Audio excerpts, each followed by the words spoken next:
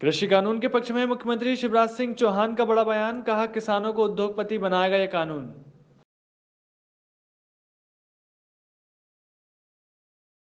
अनूपपुर में हुआ भीषण सड़क हादसा, पेड़ से टकराई कार, एक की मौत एक घायल।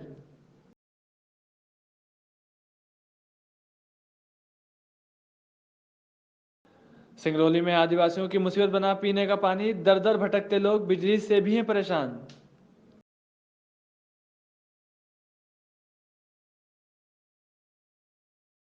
और छापियाड़ा पुलिस की बड़ी कार्रवाई, 250 ग्राम स्मैक के साथ 25 लाख का मशरूका किया जब्त, 2 आरोपी गिरफ्तार।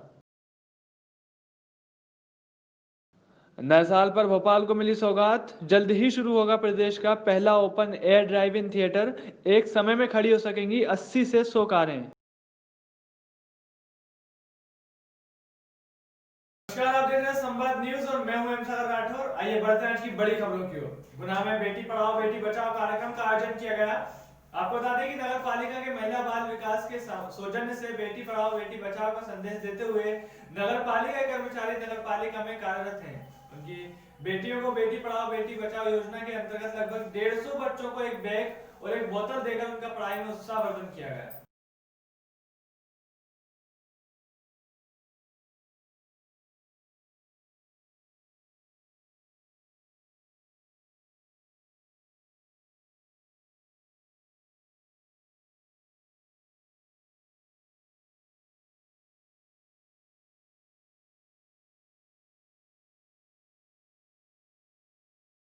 अवैध मादक पदार्थ के धंधे में लिप्त आरोपियों के विरुद्ध थाना छापीहेड़ा पुलिस ने बड़ी कार्रवाई की है।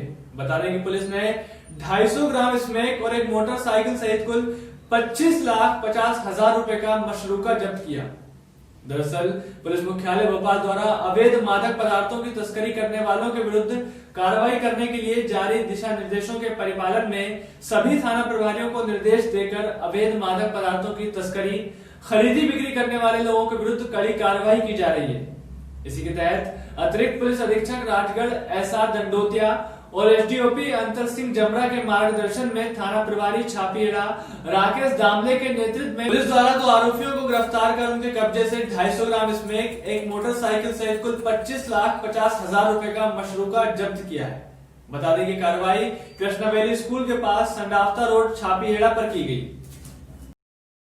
ये 2 व्यक्ति पकड़े गए हैं जिनसे करीबन 25 लाख रुपए की स्मैक, जो कि एक नशीला पदार्थ है और जो नेज़ल वे के थ्रू लिया जाता है, और ये काफ़ी गंभीर और काफ़ी एडिक्टिव, काफ़ी वैसा पदार्थ है।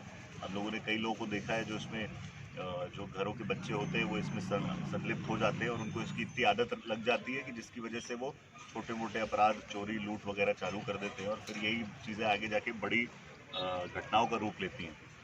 तो राजगढ़ ज़िले के जो युवा साथी हैं उनको देखते हुए हम लोगों ने इस साल ये तय किया कि 2021 हमारी प्रायोरिटी नंबर 1 मादक पदार्थ रहेगा। पिछले साल भी हमने इसमें बहुत अच्छी कार्रवाई की थी। सबसे बड़ा इसमें जो इम्पोर्टेंट फैक्टर है वो झालावाड़ है। झालावाड़ क्षेत्र के कुछ गांव हैं जहां ये मादक पदार्थ बनाने का और इनकी तस्करी करने का लगातार सूचनाएं मिलती रहती हैं और इन्हीं के माध्यम से ये अलग अलग जगह ट्रांसपोर्ट करते हैं। पिछले साल हमने कार्रवाइयाँ की हैं उसमें हमने मोस्टली जो पेडलर्स हैं, जो ट्रांसपोर्टर्स हैं, उनको पकड़ा है। इस साल हमारे पास जो 2 व्यक्ति हैं वो इस धंधे में पूरी तरह से संलिप्त हैं और ये झालावाड़ के ही रहने वाले हैं। आज सुबह जब ये सूचना मिली कि ये एक सीडी डिलक्स है, ये कृष्णा वैली स्कूल के पास ये स्मैक बेचने की फिराक में है। सिंगरौली में आज पुलिस अधीक्षक कार्यालय के कंट्रोल रूम में सिंगरौली पुलिस अधीक्षक वीरेंद्र सिंह और अतिरिक्त पुलिस अधीक्षक अनिल सोनकर, सीएसपी देवेश पाठक, शहर के 2 थाना प्रभारी अरुण पांडे और राघवेंद्र द्विवेदी द्वारा 9,50,000 के 74 गुमे मोबाइल, जिनके मोबाइल चोरी हो गए थे, उन लोगों ने विभिन्न थानों में मोबाइल चोरी की शिकायत दर्ज कराई थी। बता दें कि उन हितग्राहियों को पुलिस ने साइबर सेल के माध्यम से बरामद कर उनका मोबाइल वितरण किया। हितग्राहियों ने कहा कि नया साल हमारे लिए खुशियां लेकर आया है। हम लोगों ने पुलिस के बारे में कुछ और सोचा था, लेकिन पुलिस ने आज अच्छा कार्य किया, हम लोग बहुत खुश हैं। वहीं सिंगरौली पुलिस अधीक्षक वीरेंद्र सिंह ने कहा कि आज सिंगरौली जिले के विभिन्न लोगों के 74 मोबाइल अनुमानित, जिनकी कीमत 9,50,000 है, उन लोगों ने मोबाइल गुम होने की शिकायत दर्ज कराई थी। हमने साइबर माध्यम से इन लोगों के मोबाइल बरामद करवाए और जिनके मोबाइल उन लोगों को वितरित कराए हैं। पुलिस अधीक्षक वीरेंद्र सिंह ने कहा कि नया साल की सिंगरौली जिले के सभी लोगों को शुभकामनाएं। पुलिस हमेशा ही लोगों का ऐसा ही सहयोग करती है। पुलिस के बारे में लोग अच्छी सोच रखें।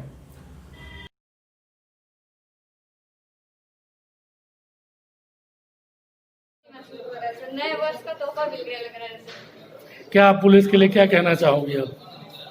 बहुत अच्छा इनका मतलब काम है यहाँ का। अच्छा लगा, नए वर्ष में हमको नया सीख मिला इनसे कि ये भी मतलब लगता था कि काम नहीं करते हैं, लेकिन आज खुद हमने प्रत्यक्ष देख लिया कि ये लोग काम करते हैं। इन्होंने काम करके दिखाया और इतने सारे लोगों को सबका कर दिया। इसमें मैं ये कहना चाहूँगा कि हमारे सिंगरौली के जो पुलिस अधीक्षक हैं हमारे जिले के और जो साइबर टीम है, मैं इसका धन्यवाद करना चाहता हूँ। और बहुत ही अथक प्रयास के साथ हमारी जो मोबाइल खोई हुई थी, इस साइबर सेल और पुलिस अधीक्षक के आदेशानुसार जो भी बड़े अधिकारी के नाते जो आपने जो निर्णय लिया है, इस पर मैं बहुत बहुत धन्यवाद देना चाहता हूँ। देखिए, आज 74 मोबाइल जो गुम हो गए थे, खो गए थे और साइबर सेल में इनकी शिकायतें थी। लंबे समय से साइबर सेल हमारा इसके लिए प्रयासरत था और उसको इन मोबाइलों को ट्रैक कर रहा था। ऐसे 74 मोबाइल हम लोगों ने आज जो उनके प्रार्थी हैं, फरियादी हैं, इनको संपर्क करके बुलाया था और काफ़ी फरियादी आज आए भी थे। उनको हमने उनके मोबाइल वापस किए। ये जो मोबाइल हम लोगों ने रिकवर किए हैं, इनकी कीमत लगभग 9,50,000 के आसपास है। और अभी भी काफ़ी मोबाइल हैं जो गुमशुदगी की जिनकी रिपोर्ट है यहाँ पे, और हम लोग उसके लिए लगातार प्रयास कर रहे हैं। भविष्य में भी उनको ट्रैक करके जो इनके फरियादी हैं उन तक पहुँचाने का प्रयास करें। अनूपपुर में एक भीषण सड़क हादसा हुआ है। आपको बता दें कि सुबह अमरकंटक स्थित सनराइज पॉइंट में उगते सूर्य के दर्शन करने जा रही गाड़ी पेड़ से टकरा गई, जिसमें 2 लोग सवार थे। जानकारी के अनुसार सुरक्षा एजेंसियों के मालिक अजित सिंह की घटना पर स्थल पर ही मौत हो गई, जबकि घायल को अमरकंटक सामुदायिक स्वास्थ्य केंद्र में भर्ती कराया गया है। घटनाक्रम के बाद अमरकंटक पुलिस जांच में जुट गई है। आज सुबह 5:30 बजे के आसपास 100 चालक के द्वारा मेरे पास फ़ोन आया कि साहब एक एक्सीडेंट हो गया है। तो एक्सीडेंट बताया कि बहुत बुरा एक्सीडेंट हुआ है, जिसमें 2 आदमी बैठे हुए थे। इसका नाम बाद में पता चला अजीत सिंह और कृष्ण मुरारी सिंह। ये अपने काम से IGNTU अमरकंटक यूनिवर्सिटी आए हुए थे। जो अचानक इनकी एक्सीडेंट हो जाने से मौके से ही बताया गया कि अजीत सिंह की मृत्यु हो गई है। वह एक और घायल था, उसको 108 के माध्यम से यहाँ CSC अमरकंटक लाया गया।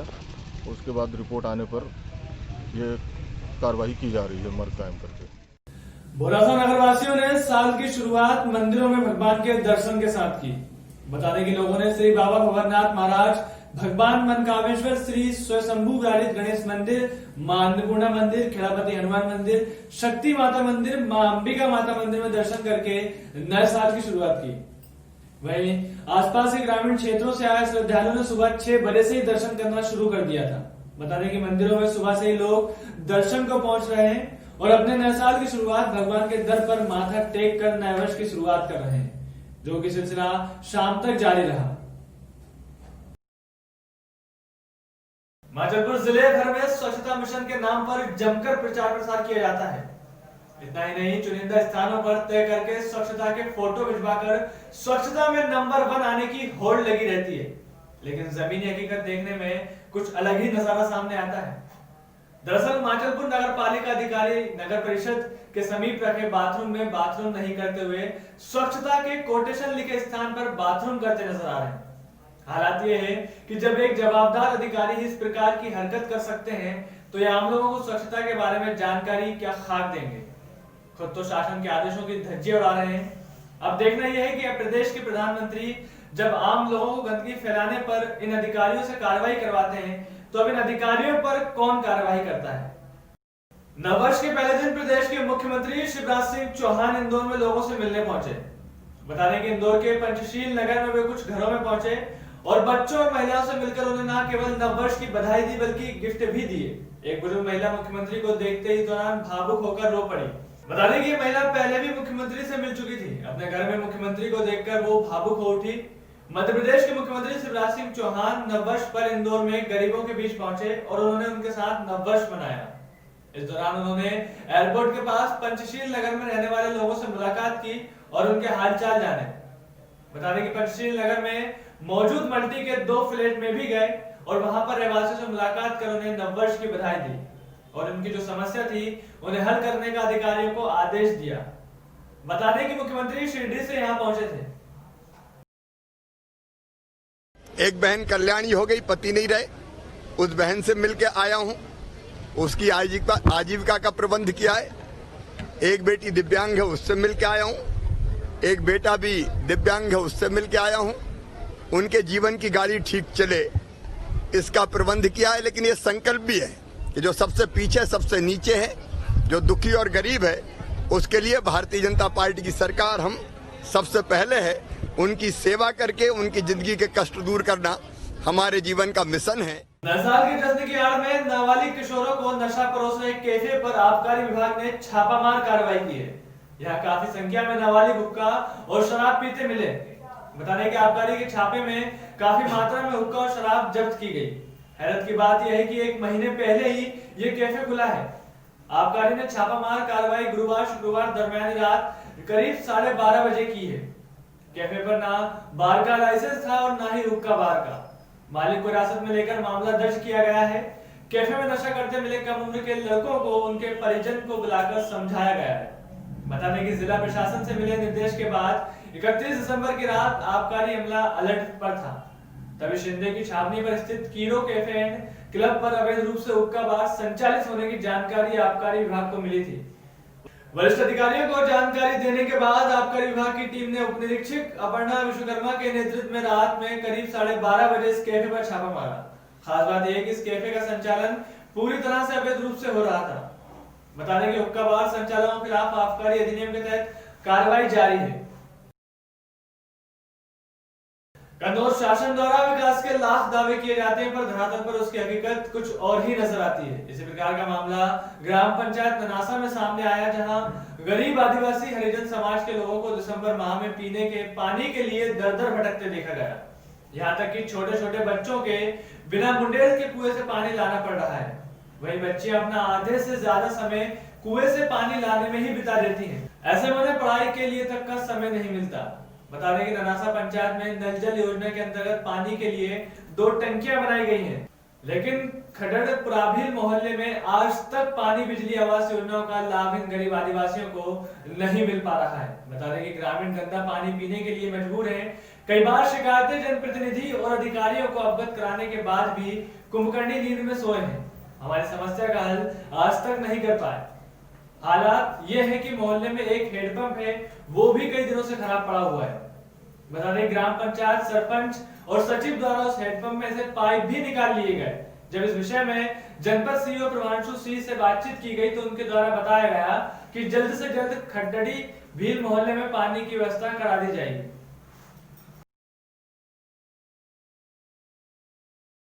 नए साल से हर कोई उम्मीद कर रहा है कि यह साल 2020 की तरह खराब नहीं बल्कि अच्छा होगा और इस साल लोग वो सभी काम कर पाएंगे जो साल 2020 में नहीं कर पाए।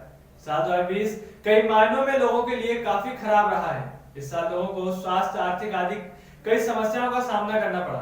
बता दें कि भारतीय जनता पार्टी जिला प्रवक्ता पप्पू हसन ने गरीब बच्चों के साथ नए साल का स्वागत किया, उनके साथ पूरा दिन बिताया और उनको मिठाइयां बांटी। साथ ही उन्होंने कहा कि आने वाला साल 2021 अच्छा बीते, हम दुआ करते हैं। भारतीय जनता पार्टी जिले में प्रवक्ता हूँ। आज साल का आखिरी दिन, इसको हम जाते हुए देख रहे हैं क्योंकि ये साल दुख भरा गया है। बीमारियों और परेशानियों से लोग जूझते रहे। आने वाला जो साल है इसकी अच्छा साल आए, अच्छे दिन आए, इस खुशी में हमने आज कुछ गरीब गुरबा लोगों में मिठाई बांटी ताकि लोग मिठाई खाएं, खुशियां बनाएं। भांडेर में पटवारियों ने एसडीएम अरविंद माहौर को नामजद आरोपियों को गिरफ्तार किए जाने को लेकर ज्ञापन सौंपा। बता दें कि बीते रोज नगर परिषद और राजस्व विभाग की टीम सब्जी मंडी में स्थित सांस्कृतिक पाठशाला के अतिक्रमण हटाने गई थी, जहां सब्जी मंडी के थोक विक्रेताओं से कहासुनी हो गई। वो मांग कर रहे थे कि उनकी सब्जी मंडी की व्यवस्था कहीं और करा दी जाए, जिस पर पटवारी मुकेश साध्या द्वारा स्थानीय थाने में दिए गए आवेदन पर से थोक सब्जी विक्रेताओं पर मुकदमा दर्ज कर लिया गया, जिसमें 4 थोक सब्जी विक्रेताओं को आरोपी बनाया गया है। कि कल अतिक्रमण की जांच के लिए गए थे संस्कृत विद्यालय के, वहाँ पर कुछ आड़तियों सब्जी विक्रेताओं द्वारा गाली गलौज की गई और शासकीय कार्य में बाधा डाली गई है ना, और गाली गलौज की गई। और किसके साथ गाली गलौज की गई? क्या नाम है उस पटवारी? मैं पटवारी स्वयं मुकेश साध्या में था और नगर पालिका कर्मचारी भी साथ में थे। उसका शासकीय कार्य में बाधा डाली उनने, वहाँ से हम लौट कर आए, उन्होंने चक्का जाम वगैरह भी किया था, ठीक है ना। चक्का जाम किसने किया था? इन्हीं सब्जी आड़तियों द्वारा। क्या चाहते थे वो? बस वो चाहते हैं हमें सब्जी हमारे मुख्यमंत्री शिवराज सिंह चौहान का बड़ा बयान सामने आया है। उन्होंने कहा कि सरकार बनते हमने प्रदेश की जनता के लिए जन कल्याण के कार्य किए। साथ ही कहा ये देश कृषि प्रधान देश है। प्रधानमंत्री ने जो सम्मान निधि दी है वो आजाद भारत में पहली बार हुआ है। वहीं गरीब और अनुसूचित जाति के लिए, किसानों के लिए 2020 वरदान साबित हुआ है। पीएम मोदी ने किसानों को अधिकार दिया है, अब किसान और देश आत्मनिर्भर बनेगा। मोदी का संकल्प है कि 2022 तक किसानों की आय 2 गुना से 4 गुना हो जाए। किसान किसी के बहकावे में ना आए। ये कानून किसानों को उद्योगपति बनाने का कानून है। मेहनत करता था किसान, माल कमाते थे व्यापारी, वो बिचौलिए और उद्योगपति। लेकिन अब स्वामित्व योजना के बाद किसान खेती भी करेगा, व्यापार व्यवसाय और उद्योग भी लगाएगा।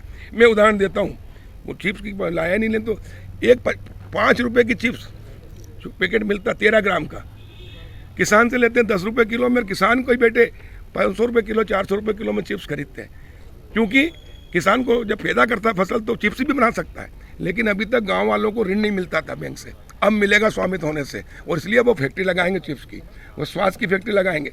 वो गेहूं एमएसपी पे बेचते न्यूनतम समर्थन मूल्य पे, लेकिन अब फसल बेचेंगे एमआरपी पे। अभी तक एमआरपी का अधिकार सिर्फ शहर के लोगों को था, व्यापारियों को था, उद्योगपतियों को था, लेकिन किसान को नहीं था। अब मोदी जी ने किसानों को एमआरपी का अधिकार दिया है, यानी उच्चतम खुदरा मूल्य। अब किसान खुद अपनी फैक्ट्री लगाएगा। मध्य प्रदेश और छत्तीसगढ़ की तमाम खबरों के लिए बने रहिए हमारे साथ और देखते रहिए संवाद न्यूज।